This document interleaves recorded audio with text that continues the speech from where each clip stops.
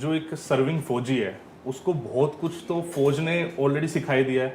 He is responsible, he is discipline. तो मतलब somehow he is having those OLQs in build जो फौज ने दी है.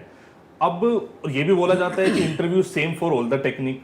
So how is it same जब फौज ने कुछ दे दिया है तो अब चेक क्या कर रहे हैं sir? Good question. So when we say that एक फौजी है तो OLQ भी होंगी. Yes sir. The premise may not be very, correct, not 100% correct, I would say. So OLQ में there are a lot of things, a lot of qualities, जिसमें initiative, effective intelligence, ये सारी चीज़ें भी आती हैं जो ज़्यादा होती है.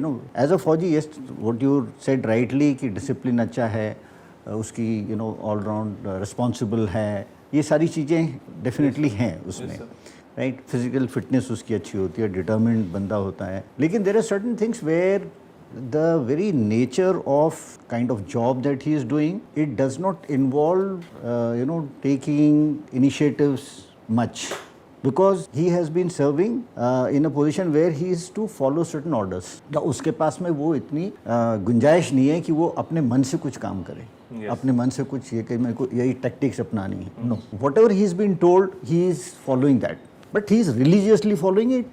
He is very sincere, he is very disciplined, he is very respectful, he is very fit. All these things are there.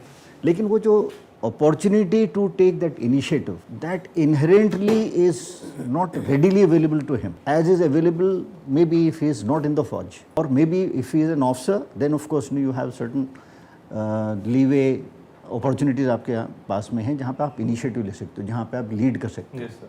No, he is the one who is generally being led. So this is the basic difference जिसको address करना I think केवल SSB में ही हम कर सकते हैं.